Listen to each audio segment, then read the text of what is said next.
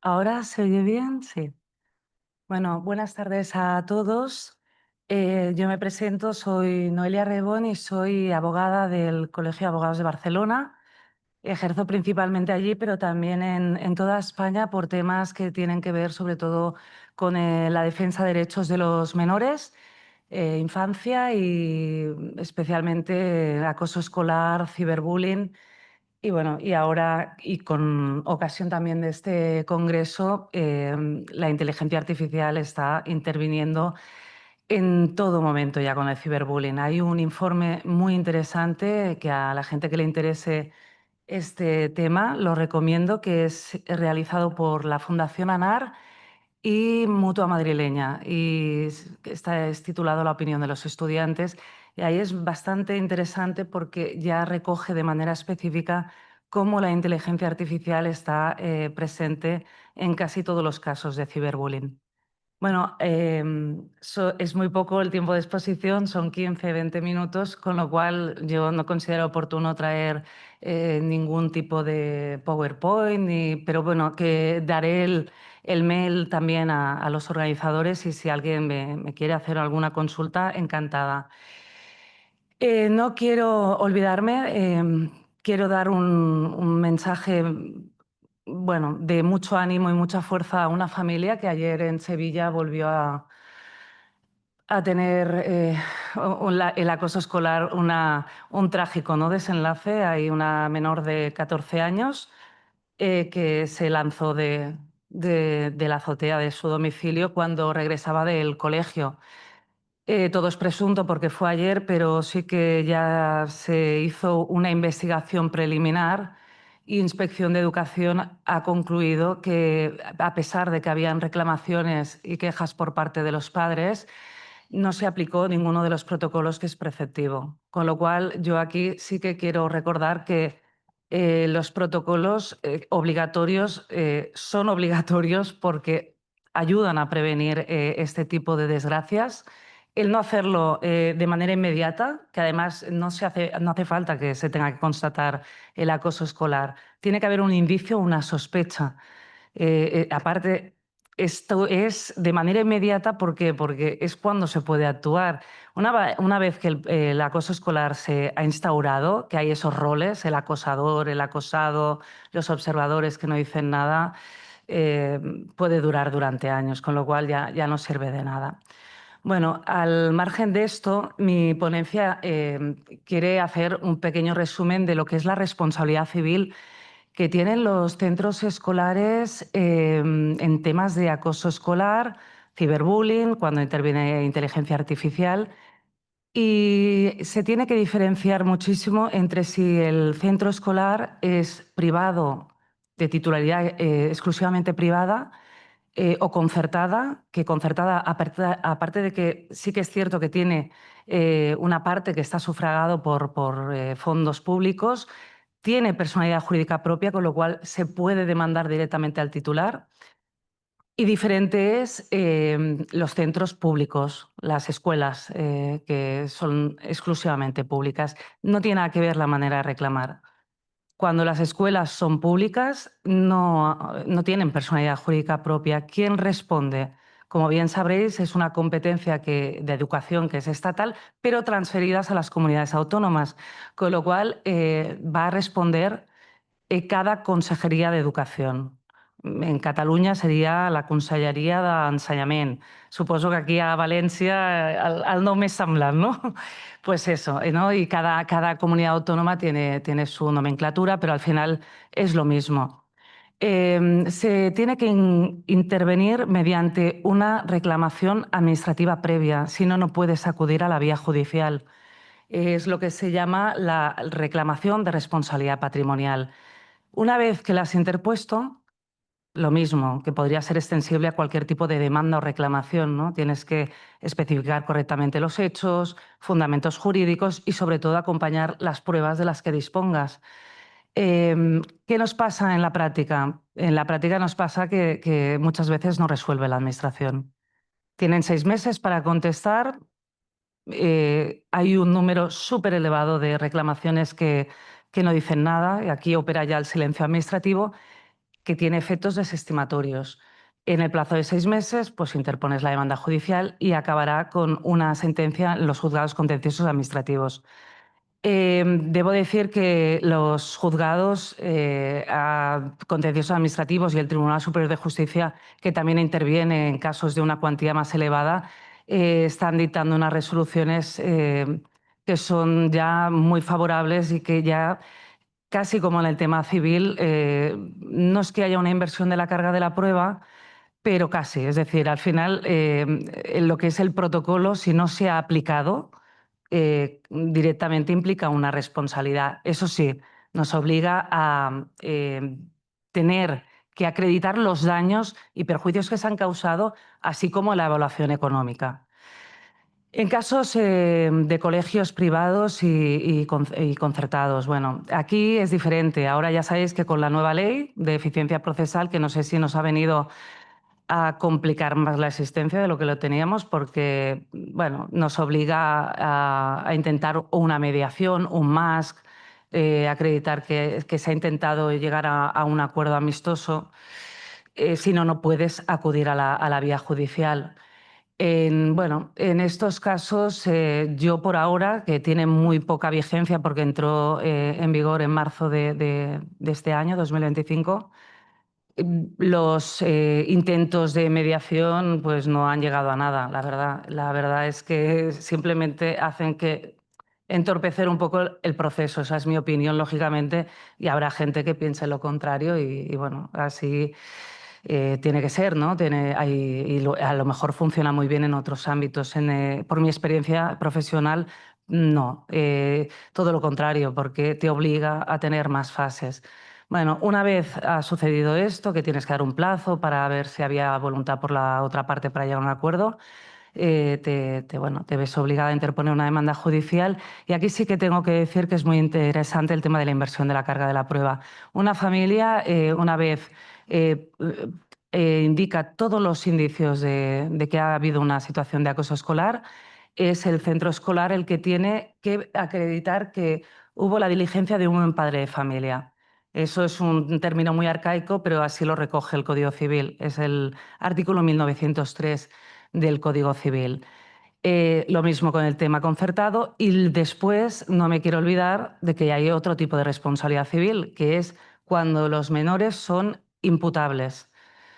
A partir de los 14 años, todos aquellos menores que cometan hechos delictivos tienen que pasar por un procedimiento penal de menores. Se aplica la Ley Orgánica de Responsabilidad Penal del Menor y si bien el espíritu de esta ley, de ese procedimiento, no es punitiva ni sancionadora, sino más bien intentar que no vuelva a suceder, que bueno, muchas veces es que acudan a cursos, un poco para reconducir, ¿no?, a esos menores que han hecho ese acto delictivo. Pero bueno, ahí también es importante porque además de pedir la responsabilidad penal de los menores, podemos pedir responsabilidad civil. Un poco complejo cómo lo articula el artículo 64 de la LOR porque introduce por este orden, ¿no? Y aquí hay un lío de jurisprudencia, de doctrina, que dice, bueno, si es por este orden es excluyente, quiere decir que primero responden los que dicen primero, que son los guardadores, tutores, y luego ya empiezan ya con el tema de guardadores de hecho, etcétera y tal. Pues la mayoría de la doctrina y jurisprudencia ha determinado que no, que es una responsabilidad que es solidaria. Se puede atenuar la responsabilidad si se demuestra pues, que actuarán con toda la diligencia, pero en teoría responderán todas aquellas personas, entes que son responsables civilmente. Respecto al tema de la inteligencia artificial. A ver, como bien sabréis, bueno, yo vengo aquí a hablar de tema más que nada jurídico, porque más que nunca va más rápido los acontecimientos que la legislación, como siempre, ¿no? Hay un anteproyecto que se aprobó en marzo de 2025 que me parece muy, muy relevante. Es el anteproyecto de protección a los menores en el entorno digital. Esto era absolutamente necesario porque ahora mismo no hay un control verdadero con todo lo que pasa en el mundo digital. nos encontramos que hay menores que entran a páginas, contenido inapropiado, con el único, digamos, control de que les pueden preguntar, ¿eres mayor de 18 años? ¿En qué año naciste? Este no es ningún control, porque, a ver, cualquier persona burlaría y pones lo que te interesa. Bien. Esto ya Francia nos lleva un poco delantera y ya fueron los pioneros en proponer que tendría que ser una verificación correcta, pues a través de como hacemos nosotros los abogados cuando vamos a presentar un escrito, ¿no? El control este digital que te obliga a identificarte, porque eso sí que implica una trazabilidad. Ahí es mucho más complicado burlar el sistema de acceso. Me parece eso realmente importante. Otra cuestión que ha ido en aumento, los deepfakes, pornográficos también. No sé si recordaréis, bueno, nunca me sale el nombre, lo voy a intentar ahora de nuevo, el caso de Almandralejo, mira, me ha salido, que no sé si lo recordáis o suena, es el caso de unos menores, creo es que es el primero en realidad que se habla de este tema tan concreto, que, bueno, de manera para ellos seguramente era una broma, que no lo es, desde luego, pero eh, a través de una aplicación de inteligencia artificial, pues suplantaron pues la identidad de unas menores. Es decir, lo que hicieron fue colocar sus rostros en una película de carácter erótico, sexual, pornográfico, como lo queráis decir. Y ahí realmente no hubo condena porque hubo una conformidad y me parece realmente importante en ese sentido porque yo creo que incluso los menores sabían que lo que estaban haciendo era incorrecto porque por una parte pensaban, bueno, pero es que no son ellas, es artificial, esto una gamberrada, una broma. No, esto el anteproyecto ya lo recoge. Todo esto va a ser castigado duramente, como no podría ser de otra manera. Además, claro, las personas que recibieron ese contenido tampoco sabían si era real o no era real. Aquí, como letrados, cada vez vamos a tener más problemas con el tema de determinar qué es verdadero y qué no es verdadero. O sea, las periciales informáticas, tecnológicas, van a cobrar bueno, más importancia que nunca, ¿no? Algunos están tan bien hechos que es imposible saber si es verdad o no. Os quiero recordar que no es solamente la imagen, también la voz. También la voz. Entonces, nos estamos quedando muy vulnerables, ¿no? Ante todos estos cambios. Va demasiado rápido. Claro, la inteligencia artificial yo diría que es positiva, bien utilizada. Nosotros como abogados ya estamos utilizando la inteligencia artificial. Yo, por ejemplo, soy usuaria de una aplicación, no sé si la conoceréis, pero allí en Cataluña, Barcelona, se utiliza mucho que es MyTI y realmente es una maravilla.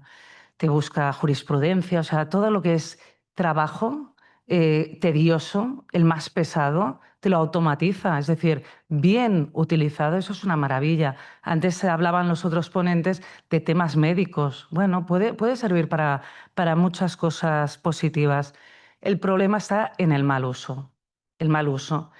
Pensar que nosotros con el tema ya de Internet, de las nuevas tecnologías, todavía no están ni solucionados los problemas que ha habido con grooming, sexting, todo eso ahí está. A día de hoy siguen menores extorsionados por el tema de, bueno, que hay una persona, en teoría, claro, como no le ves la cara, la mayoría se presentan como menores de edad. Y como tampoco lo puedes verificar en ese momento, se ganan la confianza, van poco a poco y se va creando como un entorno pues favorecedor, de confianza y así muchas veces obtienen contenido eh, pues muy íntimo y a partir de aquí empieza ya pues una extorsión impresionante, ¿no? Algunos menores se han suicidado también por este motivo. Pues además, no contento solamente con el grooming, que normalmente era un adulto que contactaba con un menor, ahora hay estudios también que dicen y apuntan a que ya no son solamente adultos, son menores de edad también. menores a menores. Y lo peor, algunos menores que son inimputables. Con lo cual, claro, la preocupación de padres, familias, de toda la comunidad debería ser pues muy, muy grande, ¿no? Porque al final, no sé si recordáis también el tema de las manadas, que hubo hace unos años, bueno, una explosión de manadas de menores en mi tierra, Cataluña, concretamente en Badalona, un centro comercial llamado Magic. Se repitió la misma historia horrorosa de manera sucesiva, y es que iban de manada varios menores, algunos inimputables, y en el propio centro comercial cogían a una menor, la metían en el servicio y ala, ya os podéis imaginar lo que sucedía. Agredían sexualmente a esa menor. Eh, claro, yo aquí lo que diría, ¿qué responsabilidad tiene que nuestros menores hayan accedido a la pornografía con unas edades que deberían estar jugando? En mi época serían las canicas o a los cromos, pero no, realmente, mira, yo presenté hace unos años tanto el informe de Save the Children y UNICEF, y situaban el primer acceso de los menores con 8 años. Con 8 años ya tenían acceso a ese contenido, y la mayoría de contenido pornográfico además es muy violento. La escena sexual más buscada por Internet es una violación. En este mundo nos estamos moviendo. Entonces, yo, y ya para acabar, que ya me han dicho que queda nada, bueno, lanzaría simplemente una pregunta, es decir, ¿es responsabilidad solamente de esos menores, imputables, inimputables? ¿Qué papel tenemos también los padres y sobre todo los que deberían garantizar que esos accesos a contenidos inapropiados no llegaran a esos menores? Con esas edades, 12, 13 años, dudo mucho bueno, no puedan diferenciar lo que es correcto de lo que no es correcto. Hay gente que quizás viéndolo piensa, bueno, pues esto es lo que debe ser en realidad. Bueno, muchísimas gracias.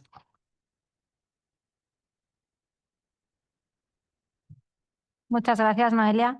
Pasamos a la continuación con Antonio Quirós Fons, de la Universidad Europea de Valencia, y la comunicación, IA y libertad religiosa.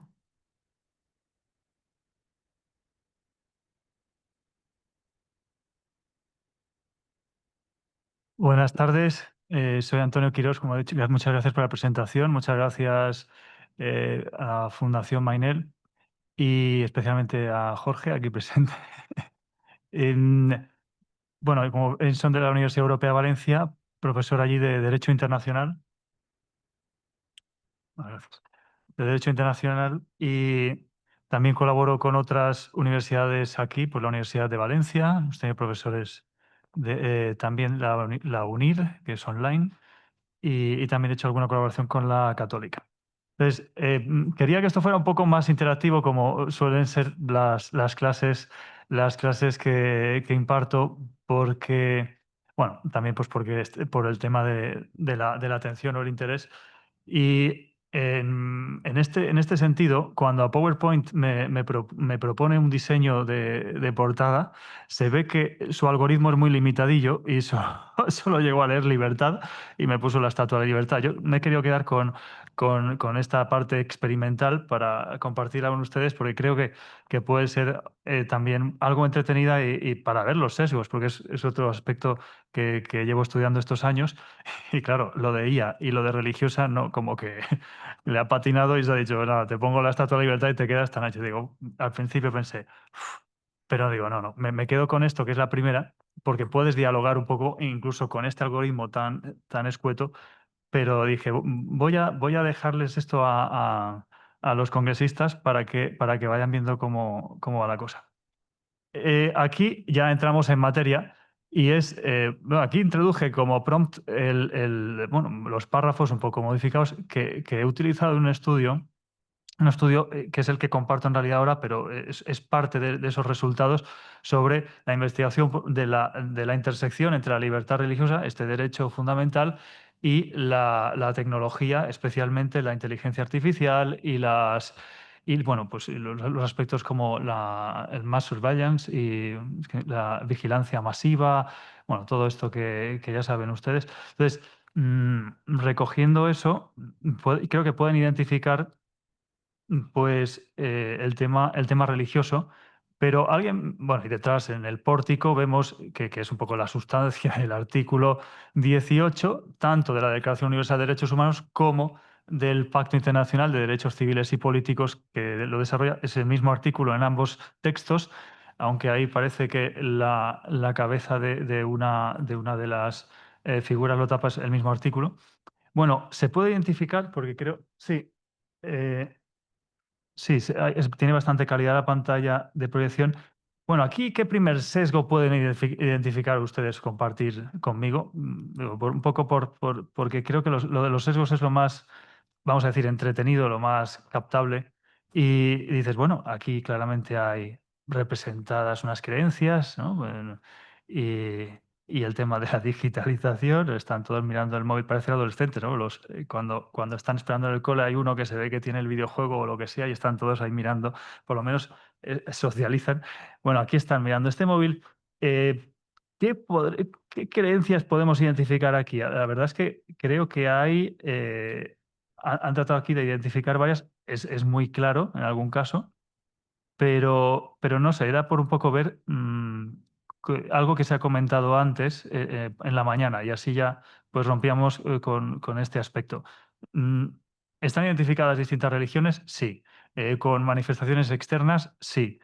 Pero ¿qué podríamos decir que es algo de lo que adolece y lo intenta corregir la inteligencia artificial o generativa, en este caso de imagen? Esto creo que creo que utilicé ChatGPT 5, pero, pero bueno, mm, algo que vean ustedes, algo que les llame la atención, no les llama la atención, pero porque es icónico, quizá. Exacto, nadie africano, por ejemplo, pero también, sobre todo, que por qué la cristiana es, no sé, casi irlandesa, por decirlo así, ¿no? No sé si vamos ya un poco quizá, ¿no? Lo que se hablaba también del sur global. ¿Acaso no hay musulmanes? Yo he estado muchos años, bueno, de hecho soy el cónsul de Croacia aquí y he estado también en Bosnia y los musulmanes bosnios son rubios, bueno, rubias con los ojos azules y no llevan velo. Y aquí, pues, efectivamente, pues te tienen que poner algo, ¿no? Y después este judío, pues, la kipá, ¿no se llama? Bueno, pues no sé, salvo la nariz, por lo demás, a ver, podría ser también cualquiera, ¿no? Y hombre, aquí el budista porque es monje, que si no, también. Y el otro, pues no lo sé, no sé la máquina que había visto aquí, pero habré dicho, bueno, alguien más oriental porque hay más, pues no sé, sintoísmo. Pero de todos modos, hay una cuestión que quiero ir ilustrando también con esos inputs que le he dado a la máquina, que es el hecho positivo de oportunidades y de retos, vamos a decirlo así siempre en planteamiento positivo, y es que se ha estudiado, y eso es lo que quería compartir, que ya hay estudios sobre este aspecto, eh, en el sentido de que se apoya a la libertad, al ejercicio de la libertad religiosa con la tecnología, como hemos dicho, una herramienta, pero también pues tiene unos condicionamientos. En este caso, la IA pretende ilustrar ese ejercicio, vamos a decir, personalizado en este caso, pues de una creencia que creo que es obvia, no es porque hay una crucecita de oro ahí, pues la cristiana, pues que te fabricas tú con un TikTok pues, o con un Spotify, pues haces ahí un playlist, o bueno, en fin, también estás pues a lo mejor escaneando unas iba a decir, sí, unos versículos pues no sé, del Evangelio, del Antiguo Testamento. Bien, esto también es interesante porque hay quien ha hecho eso en Twitter y ha acabado en juicio, pero eso es un tema que podemos ver después cuando vaya al texto. Bien, una opción, y es positivo, ¿no? Pues nos ayuda en el ejercicio. En principio dices, bueno, pues facilita que la gente pues haga sus cosas y hay otros retos que vamos a ver a continuación. Aquí, aquí también, digamos que la máquina ha sido divertido ver algunos, bueno, pues cómo hace algunas cosas. pueden ver que es interesante ver cómo alucina la máquina a veces. Ven que es pues el chatbot, How can I assist you? Pero en el móvil que tiene la chica ya no dice eso. How on earth case you? O sea, ya se le ha ido el texto. Y después también dije algo de pues, el reconocimiento facial en los sermones. Es decir, hay sitios, por ejemplo, yo ahora, si tuviera acceso a la tecnología y fuera, no sé, un friki de la oratoria, ya voy a ver cómo. Entonces, reconocimiento facial del público y en función de eso digo, pues digo, es que, no sé, los he matado a todos, ¿no? Entonces, déjate este tema, olvídate. Pero en algunos casos ya, y está estudiado, lo están utilizando en entornos, a ver, aquí parece cristiano, pero yo creo que sí, sobre todo en alguna iglesia protestante están haciendo esto. ¿Veis la cámara en la esquina superior? Y ahí es muy tenue, pero bueno, pues juega un poco con lo del reconocimiento facial. O sea, ahí el reconocimiento facial se lo aplica al ministro religioso, pero en realidad es a los fieles a los que se les está aplicando eso para decir, ¿te estás enterando? ¿Estoy impactando? La sura que te estoy metiendo o el versículo que te estoy metiendo te está llegando. Y eso, como hemos visto también esta mañana, está en riesgo, incluso prohibido. Pero como también sabemos, eso es aquí en Europa. Después, algo muy práctico, en fin, por obvio tampoco digo, ¿y qué es esto? ¿No? Pues, pero también se utiliza estoy recogiendo un poco las creencias mayoritarias o más extendidas y bueno, pues es muy práctico también pues pues cuando tengo que rezar, pues si soy creyente y sé que son 5 veces al día, pues una app que me diga dónde está la quibla, si esta comida es halal o no y ya incluso pues el chatbot de asistencia. Y aquí ya, utilizando otra aplicación de generación, creo que esta es DALL-E. La DALL-E la llevo estudiando un tiempo y no hay forma, o sea, sigue alucinando bastante. Pues aquí vemos pues hinduismo, judaísmo y budismo. Entonces, las instrucciones sean muy precisas, pero bueno, en el hinduismo, aparte de que a este ministro, bueno, vamos a decir, o gurú, como veis, tiene extremidades superiores más de 2, tiene más de 2. Aparte de esto, pues en el caso del hinduismo está sirviendo pues, para que te hagan unas cartas astrológicas a distancia, para que también pues, tengas un no me acuerdo cómo se dice, que puedes ver una deidad, pero en realidad aumentada y tal, porque hay muchas deidades hinduistas, pues hay una práctica que es provisto pues, conectar y ver con una de las deidades. El judaísmo pues, está más centrado en el estudio de las escrituras, ¿no? Torá, y el debate, ¿no? Sale ahí, pues están como debatiendo, pues debates halágicos, creo que es halágicos. Y bueno, y en el tema del budismo es que ya existen monjes robóticos. Pasa que yo sigo todavía sin saber cuál de los dos es el robot en este caso, pero bueno, hay uno con una tablet, pero bueno, eso ya existe, ¿no? Lo de monjes budistas que yo creo que también con fines turísticos, pues los tienen ahí, no va a tener alguno explicando todo cuando entres al templo. Y ya por entrar un poco más serio y compartir con ustedes lo que he encontrado también con ayuda de digamos, buscadores potentes, ¿no? Entre ellos Elicit, que accede a multitud de artículos de Open Access. Paradójicamente, el que he publicado no es Open Access, es de pago, pero bueno, gracias a este foro pues comparto algunos resultados. El caso es que la mayoría son análisis teóricos de perspectiva global. Ese global ya sabemos el riesgo que tiene y es también ese sesgo que no llega a comunidades reducidas. Igual que yo exponiendo solo me he dedicado a las corrientes religiosas mayoritarias. Y las herramientas de moderación, a ver si alguien me sabe decir esto, lo de la moderación que produce falsos positivos. Esos falsos positivos vendrían a ser un poco lo que he comentado antes ¿se acuerdan cuando les he comentado lo de quien hace una publicación en Twitter, no sé, citando a San Pablo, que creo que fue una política, una primera ministra, no sé si finlandesa, danesa, por donde hace unos años, y acabó en el juzgado porque era un tema pro vida, creo que era algo de pro vida. Bueno, pues ¿qué está sucediendo? Que en las redes sociales, en las plataformas, por los mecanismos de control algorítmico, se toma por discurso de odio lo que es una expresión religiosa legítima. ¿Qué sucede? Que si estamos, en el caso de los cristianos, estamos recurriendo a textos que tienen 2000 años, pues claro, ahora mismo y según donde estemos, pues no encajará aquello mucho, ¿no? De hecho, pues en las bodas hay las lecturas que se escogen en los matrimonios, ya hay muchas veces no se habla, hay algunas concretas de San Pablo que no se quieren elegir, ¿no? Y bueno, también el tema de que esas herramientas, reconocimiento facial, de voz, tecnología generativa, apoyan la vigilancia estatal. Y eso restringe la actividad religiosa entre minorías étnicas y religiosas con fines de orden público e integridad territorial. Y aquí vemos una ilustración. Esta imagen no es generada por IA y yo creo que ya es, bueno, por lo menos Judith sí que ya la reconoció enseguida. En clase me cuesta que la gente la identifique, siempre hay quien lo identifica.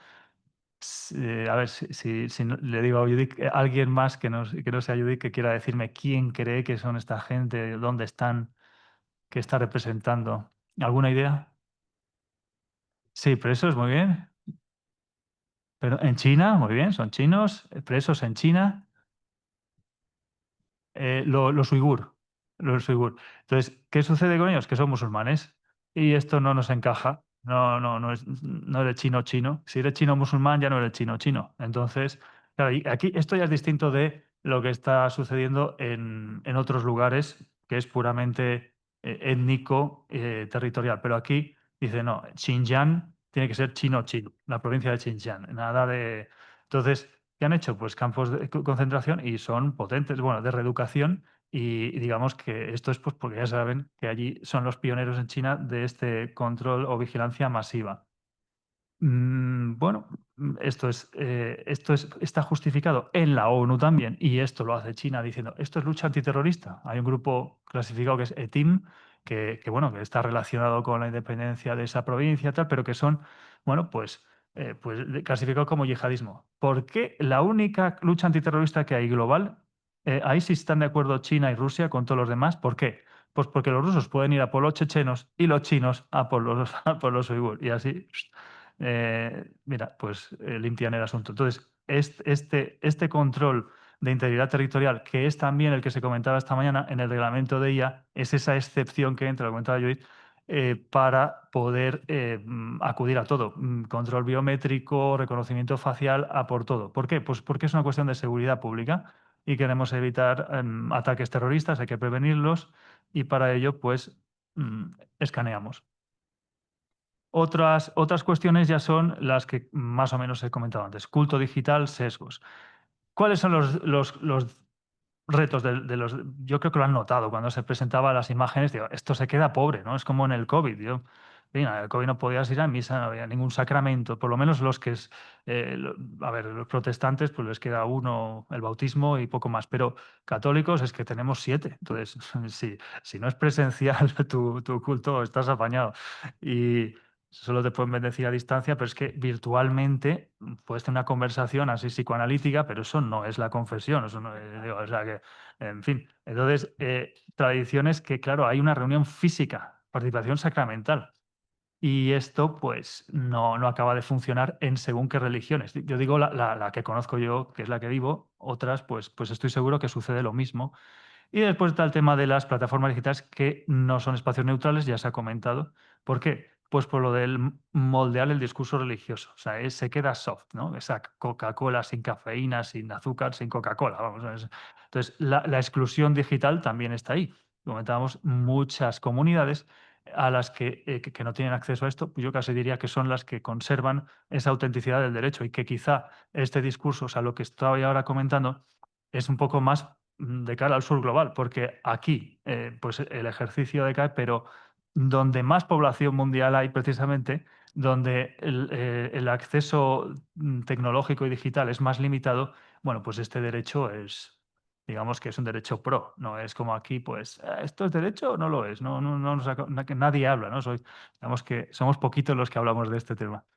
Y los sesgos, pues el tema de los datos de entrenamiento, que también se han comentado, bueno, ¿qué sucede? Que con el tema religioso hay muy poco entrenamiento. Entonces, si no tienes incluido a los grupos religiosos, pues falta diversidad. Y sobre todo entre los desarrolladores de IA. Resultado, pues un ecosistema digital que puede perpetuar precisamente discriminación y marginación.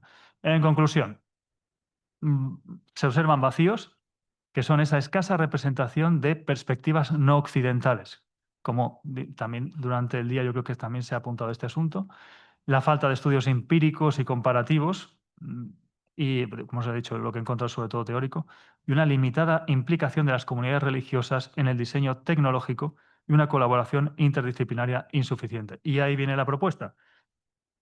Para garantizar que las tecnologías digitales respeten la libertad religiosa o de creencias, se requiere un esfuerzo concertado por parte de académicos, responsables políticos y tecnólogos.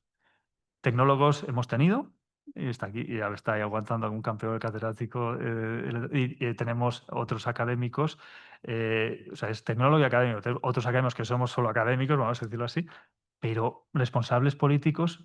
Bueno, yo también organicé un congreso que por las circunstancias de la Dana no apareció ningún político porque habían cancelado la agenda en el momento aquel, pero aquí me parece que no tenemos ninguno. A lo mejor alguien de tapadillo me sabe mal porque no he saludado a las autoridades al principio y yo acostumbrado por lo de cónsula a estar siempre con... pero que creo que no, ¿verdad? No. Bueno, pues notan esa ausencia y es un tema interesante porque, bien, tiene que llegarles algo, y lo que comentaban, de la comunidad, pues esa presión de la comunidad. Y acabo con que el futuro de este derecho pues depende de nuestra capacidad colectiva. Nada nuevo. Estoy recogiendo lo que ya se ha comentado y se ha incidido en los turnos de respuestas de la comunidad, ¿no? Pues si no queremos una Barbie que nos lobotomice a las niñas, yo he tenido una que ahora tiene un mes y cuando me lo ha dicho, me da una taquicardia. Pues eso, que sean tecnologías y sistemas de conocimiento justos, inclusivos y respetuosos de la dignidad humana. Muchas gracias.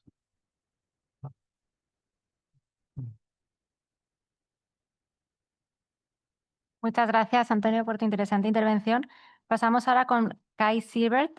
Esta intervención será en inglés. El título es From Predicting the Past to Designing the Future, de la predicción del pasado al diseño del futuro.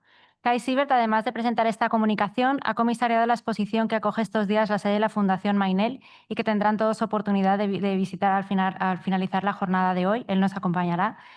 La exposición se titula Labor Reimaginating, From Hand to Automation, reinventando el trabajo de la mano a la automatización, que expone 12 impactantes reinterpretaciones de obras clásicas artísticas por la IA. Adelante. Gracias.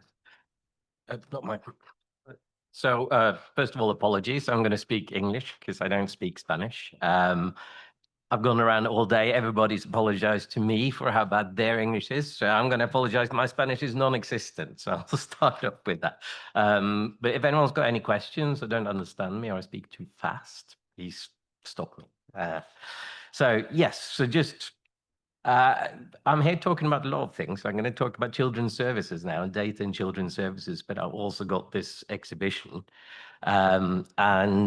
Just explain a little bit about my background, because I think that kind of puts it all into context a little bit. I got a PhD in astrophysics, so I come from a science background, but I spent my entire career in data science, mostly in finance initially, but in the last 10 years in human services, children's services, but also things like refugees, domestic abuse, some health, mental health. So it spans quite a lot. I started something called the Digital Labs at an organization called Social Finance.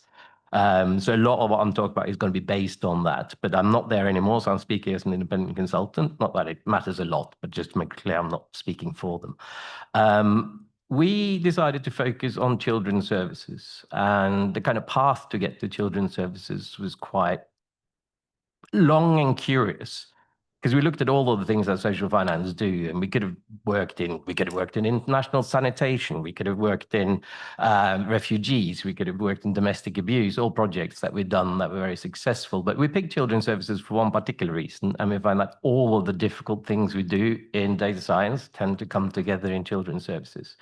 It's if you ever want to work with something that's really difficult to be data driven, it's got to be children's services. And in that comes, so we picked it not because they're easy, but because they're hard. I'm going to also just put this in, just because I normally do. going to talk about some things that are quite difficult. If anyone needs to step out for anything, just for a coffee, feel free. I'm not going to be offended. Why is there pressure on children's services? Why do we talk about it at all? Well, first of all, it's getting more expensive. That's always a concern in government. Children's services in England works a little bit differently than it does here. USA and England, I'm going to talk about, not United Kingdom, but England specifically. They are much more about intervention, being actively involved in kind of the children's upbringing, whereas children's services in the rest of Europe tend to be more preventative, work systemically, work around the family. Those are two quite different models, but they tend to move more and more towards the same place, which I think is what we're seeing these days. And you can see the sort of, as the spend has gone up from 2010, the amount, the relative proportions that's being spent on late intervention, i.e. taking children away from their families, putting them into care, has also gone up massively. What that means is decisions often have to be made very quick. Social workers are under a lot of pressure to try to understand the situation around the child, understand the situation of what they need, and act, keep them safe. And that's expensive and usually not particularly effective. So we're going to get a bit more into that. So actually what I have done today, I've actually taken little notes just to kind of show that I've been listening and understood a little bit. And I think a little bit. So I'll mention some of that as we go into the context, but just let me move on to the next slide. And let's just tell a story. Let's look at the journey of a child in this system and how we see them through the data. So a child will be born and they might live for a certain period of time and nothing happens until, say, in this case, they're about 10 or 11. And there's a hospital visit, followed by another hospital or doctor visit, followed by possibly some police intervention, at which point the risks get flagged high enough that social services get involved. They take them into care, which is what's represented by this blue line here. They're stabilized, sent back to the family, everything hopefully okay. Then something happens again that triggers another period in foster care, back to the family, another period, this time in a residential home because they're children's home, because they're older. Finishing with some event, we don't necessarily know what that was, but they drop out of school. So that's all we know. And at that point, contact is virtually lost with the child. They're 16, there's no longer compulsory school. At that point, the state can't do much more. They're gone from the system on many occasions. So it's difficult to know, if you look at a data set like this, what's actually happening with the child and what you could do to help them. The other thing is, what's quite difficult is, unlike, for example, medicine, where health outcomes are fairly well defined, the outcomes for a child aren't as well defined. There are certain things we can look at. We can look at their education, how they do in school. Unfortunately, they're twice as likely as their peers to fail English or maths in school. So we can relatively early say there are problems within the system, but we don't know what it is necessarily. By the time we get to the end of the teens, 22% of young women are now teenage mothers. So that's showing something about, I was going to bring in what I talked about earlier on here, also exploitation of vulnerable children and stuff. They're also quite easily targeted, not necessarily the reason here, but definitely a possibility. By the time we get to 25, which is an interesting age, because where the government ends, certainly in the UK, they end being a corporate parent. So they end the responsibility for the child. If the child's been in care during the last period of their childhood, up until 18, they become what's called a care leaver, and the state have to look after them until the age of 25.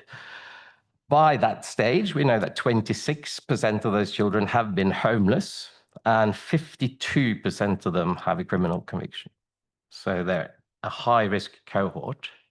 And it doesn't stop there. If you look up until the age of 75, they have a 62% higher risk of dying before the age of 75, and 9 times more likely to die by suicide. So from this, it'd be very quick to say, oh, well, children's services doesn't work. Children's services is definitely harmful, but obviously children's services are already working with children that are at high risk. So I think the only thing one can reasonably say is it doesn't necessarily make the situation much better, but therein is a big problem because we don't have the counterfactual. We don't know what would have happened if they hadn't stepped in. And in many cases, they step in to prevent something that's far worse. What we do know is that this is a very vulnerable cohort who are, you know, they have to keep fighting. They got life, the odds are stacked against them, I think is probably the best thing we can do. So what's happening then in light of the rising costs and the pressures on the system is the pressure to use automation and to use data to improve the outcomes for these children is, you know, that's always on people's mind. And that's why people like me, I get called in to kind of look at what can we do? How can we try to improve this? How can we understand what's going on so that we can improve the outcomes for these children? And therein comes the next problem that we have, is that it's not a massively big cohort, but they span time. So we're looking at, if we want to look at our child that has turned 30 now, we have to go back to 1995. Of course, the period from 1995 to 2000 was a very different period from where we are now.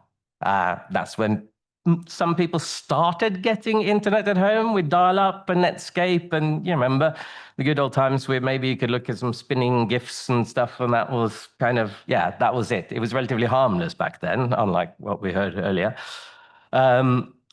In the early 2000s, sort of came mobile phones, became generally available. There might have been more pressure on teenagers perhaps to stay in touch with families when they're out. Those kind of family dynamics changed quite a lot. Standardized testing became a big thing, certainly in England and in the US. I don't know if it's the same here, but there was more pressure on children to achieve in schools and meet the grades. By 2005 to 2010, we started getting social media. Those children were heavily publicized, let's say, on the internet. Their child history is available for all in the archives of the internet.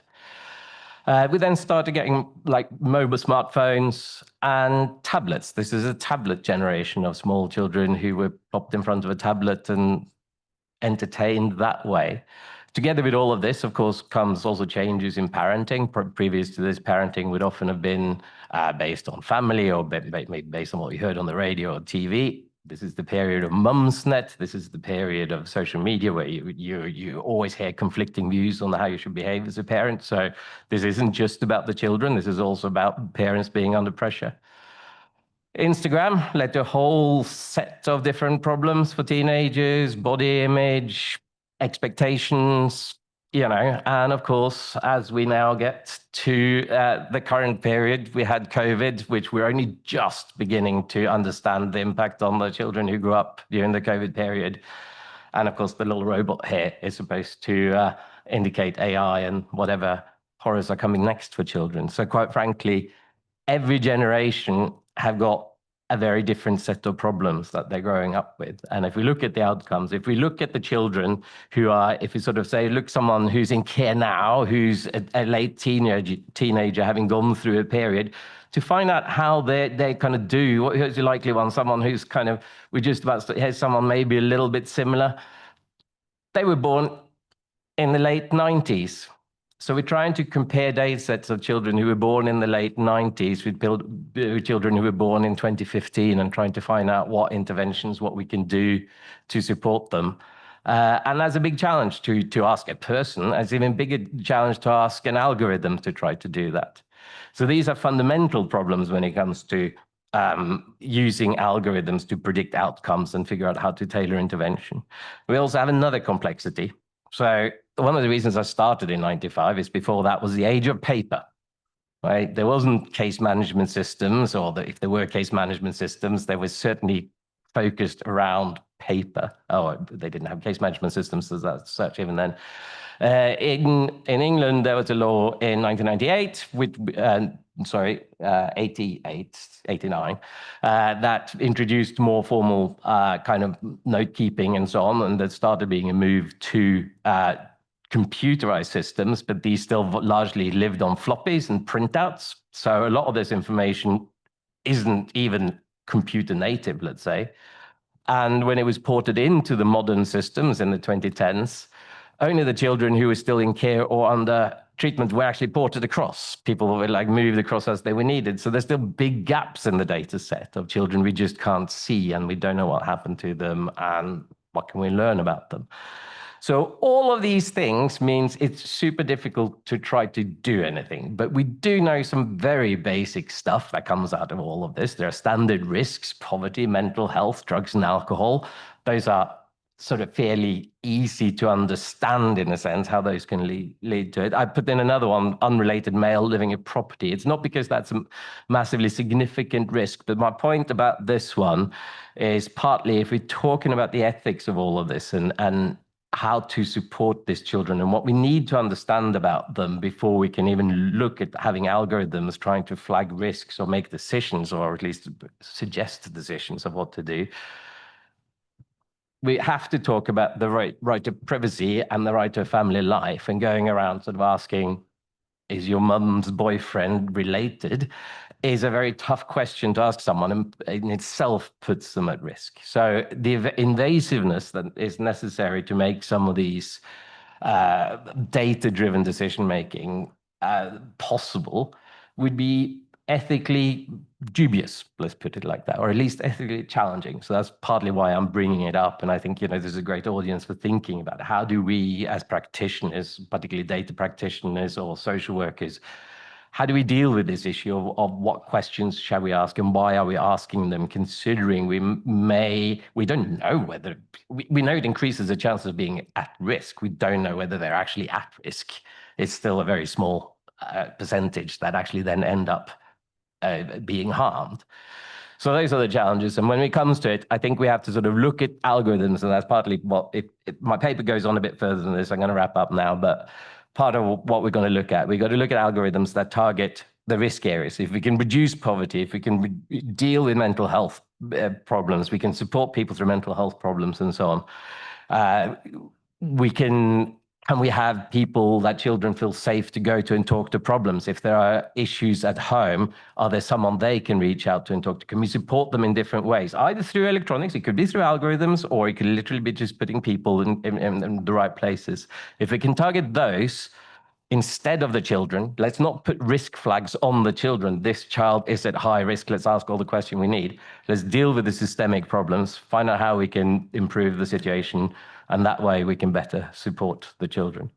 So I'm going to wrap up there because I know it's late and we've been going for a while anyway, but I just want to say, like, the final thing is, when we look at the data, let's not forget the children behind the data, right? That these are real people, not just data points. So, thank you. Thank you very much, Kai, for all this information, and see you later in your exhibition. Continuamos ahora con la última intervención de la jornada.